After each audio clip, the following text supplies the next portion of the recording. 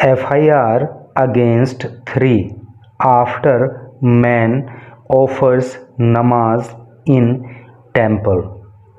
FIR की full form होती है फर्स्ट इंफॉर्मेशन रिपोर्ट, हिंदी में प्राथमिकी कहते हैं इसको।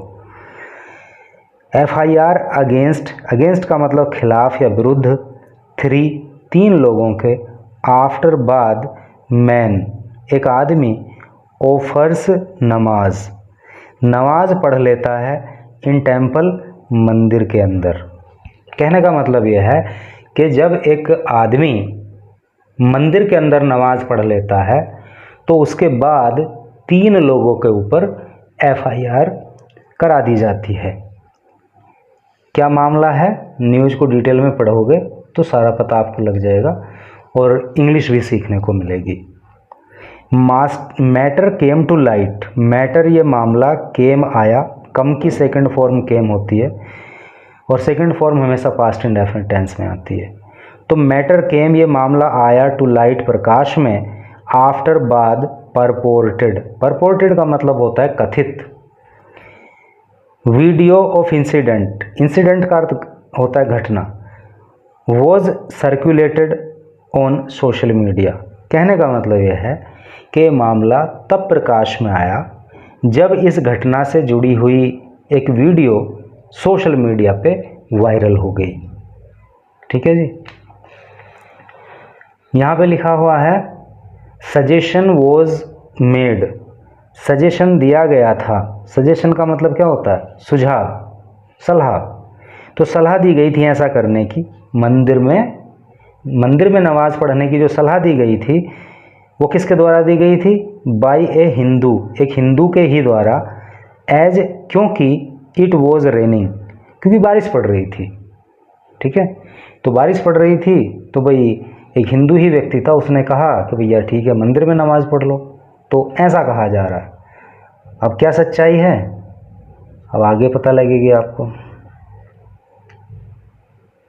N FIR has been registered, एक जो FIR है वो रजिस्टर कर ली गई, वो दर्ज कर ली गई, अगेंस्ट 3 पर्सन्स, 3 लोगों के खिलाफ, इंक्लूडिंग, जिसमें इंक्लूड है, जिसमें शामिल है कौन कौन, ए लेबरर, एक मजदूर, बाय पुलिस के द्वारा ये FIR दर्ज की गई इन यूपीज़ बुलंदशहर डिस्ट्रिक्ट, उत्तर प्रदेश के बुलंदशहर ज़िले में, फॉर हर्ट करने के लिए, आहत करने के लिए, रिलीजियस सेंटिमेंट्स, रिलीजियस का अर्थ होता है धार्मिक और सेंटिमेंट्स का अर्थ होता है भावनाएं, तो धार्मिक भावनाओं को आहत करने के लिए पुलिस के द्वारा ये FIR दर्ज की गई।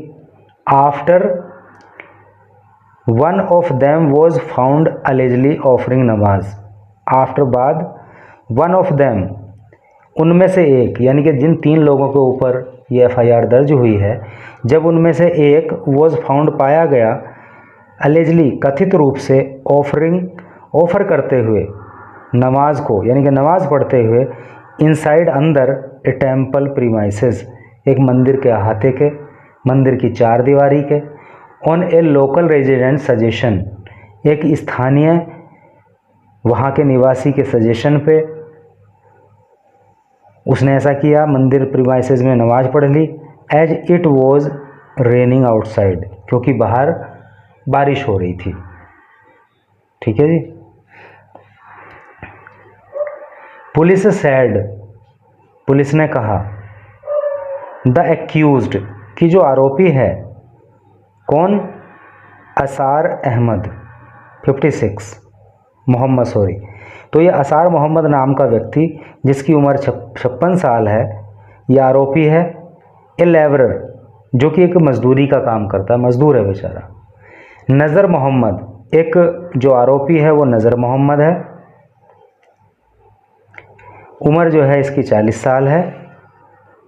हिज एड, जो कि उसका एड है, एड का मतलब क्या होता है, साथी, साथ देने वाला, सहयोगी। ठीक है, तो वो उसका एड है, अर्थात वो उसका सहयोगी है। बोथ ऑफ जेहरा ब्लेज इन बुलंदशहर, और ये दोनों ही के दोनों जहरा गांव के हैं जो कि बुलंदशहर में पड़ता है। एंड लोकल फार्मर राजकुमार, तो दो तो ये हो गए जिनके ऊपर एफआईआर हुई, और एक दूसरा स्थानीय किसान है जिसका नाम राजकुमार है, इसके ऊपर एफआईआर हुई है। Have been arrested on Thursday, और जो है इनको थर्सडे को अरेस्ट भी कर लिया गया, इनको गिरफ्तार कर लिया गया। द इंसिडेंट टुक प्लेस, जो इंसिडेंट है, जो ये घटना है, टुक प्लेस, ये घटित हुई। देखो टेक प्लेस का मतलब घटित होना होता है, उसी के सेकंड फॉर्म टुक प्लेस होती है। पास्ट इंडेफिनिट टेंस है क्योंकि सेकंड फॉर्म हमेशा पास्ट इंडेफिनिट टेंस में आती है, और इसकी थर्ड फॉर्म टेकन प्लेस होती है। तो ये घटना घटित हुई इन ओलिना विलेज, ये घटना ओलिना गांव में घटित हुई इन बुलंदशहर औरंगाबाद एरिया, बुलंदशहर की जो औरंगाबाद एरिया है, औरंगाबाद क्षेत्र है, वहाँ पे घटना घटित हुई ऑन May 31 मई को। And the matter came to light after a purported video of it was circulated on social media.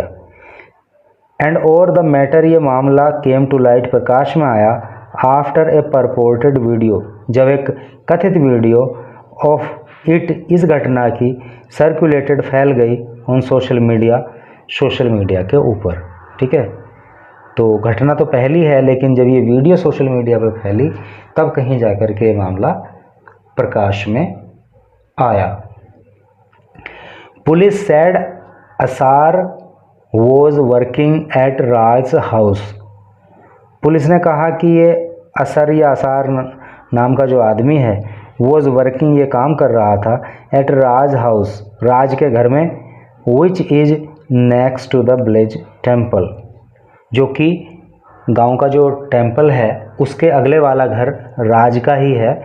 तो राज के घर में असर नाम का ये व्यक्ति काम कर रहा था। इट स्टार्टेड रेनिंग, और फिर क्या हुआ कि बारिश पड़ने लग गई। ड्यूरिंग लंच, यानी कि जब लंच हुआ तो क्या हुआ भाई कि वहाँ पे बारिश शुरू हो गई। फॉलोइंग विच, जिसके बाद असर एंटर्ड द टेम्पल, फिर क्या हुआ कि असर जो है एंटर कर गया, प्रवेश कर गया टेम्पल प्रीमाइसेस, मंदिर की चार दीवारी में, यानी कि बारिश होने लगी तो वो मंदिर की चार दीवारी में चला गया। फॉर शेल्टर, शरण के लिए, है नी, शेल्टर का मतलब शरण होता है। इनिशियल इन्वेस्टिगेशन इंडिकेट्स, इनिशियल का अर्थ होता है प्रारंभिक, इन्वेस्टिगेशन जांच, इंडिकेट का मतलब होता है संकेत करना। तो जो प्रारंभिक जांच हैं वो संकेत करती हैं, उनमें पता चलता है दैट राज सजेस्टेड, कि राज ने ही सुझाव दिया था, दैट कि ही कुड ऑफर नमाज, कि वो नमाज पढ़ सकता है, देयर, वहाँ पे, as it was raining outside, क्योंकि बाहर तो बारिश हो रही है। Nazar was also present at the time, और नज़र भी उस समय पे वहाँ पे ही मौजूद था। ठीक है, तो ऐसे करके घटना हुई है, अभी ऐसा जांच में पता लग रहा है। बुलंदशहर एसएसपी दिनेश कुमार सिंह सेड, जो बुलंदशहर ज़िले के एसएसपी हैं, एसएसपी का मतलब सीनियर सुपरिंटेंडेंट ऑफ पुलिस होता है, और एसपी का मतलब भी आप जानते होंगे कि सुपरिंटेंडेंट ऑफ पुलिस। अब देखो जो बड़े ज़िले होते हैं ना, जिनका एरिया बड़ा होता है, तो वहाँ पे एसएसपी को लगाया जाता है, और जो छोटे ज़िले होते हैं तो वहाँ पे एसपी को लगाया जाता है। तो बुलंदशहर के जो एसएसपी हैं, नाम है दिनेश कुमार सिंह, तो सैड उन्होंने कहा, क्या कहा, the video is being analysed, ये जो वीडियो है इसको एनालाइज किया जा रहा है ना, इसकी जांच पड़ताल की जा रही है। The situation remains peaceful in the village, जो सिचुएशन है, जो स्थिति है, रिमेन्स वो रही है, पीसफुल, शांतिपूर्ण, इन द विलेज, गांव में। तो गांव के अंदर जो स्थिति है वो शांतिपूर्ण बनी हुई है। हाउएवर, हालांकि, हाउएवर का मतलब होता है हालांकि या तो भी। We are maintaining a close watch, we are, ये वी आर है, हम हैं मेंटेन कर रहे एक क्लोज वॉच। क्लोज वॉच का मतलब होता है पैनी नज़र, कड़ी नज़र, है नी। तो हम कड़ी नज़र बनाए हुए हैं, हम बिल्कुल एकदम चौकसी बरत रहे हैं ऑन एनी वन ट्राई, कि कोई ट्राई ना कर ले, कोई कोशिश ना करे टू फोरेंट ट्रबल, है नी। फोमेंट ट्रबल, फोमेंट का मतलब होता है भड़काना, ट्रबल का मतलब होता है परेशानी, कष्ट, दंगा। तो हम बिल्कुल एकदम क्लोज वॉच रख रहे हैं, बहुत ही अच्छे से निगरानी कर रहे हैं कि कोई भी व्यक्ति जो है परेशानी ना पैदा कर दे, कोई दंगा ना भड़का दे, क्योंकि लोगों की भावनाओं से जुड़ा हुआ मामला है।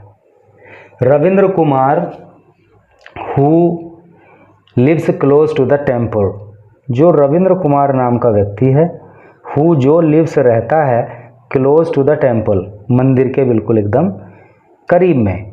देखो यहाँ पे ट्रांसलेशन के हिसाब से प्रेजेंट इंडेफिनिट टेंस का प्रयोग है, क्योंकि रविंद्र कुमार एक वचन करता है, एक आदमी की बात हो रही है, इसलिए जो ये लिव है ना, इसको लिव्स किया गया है।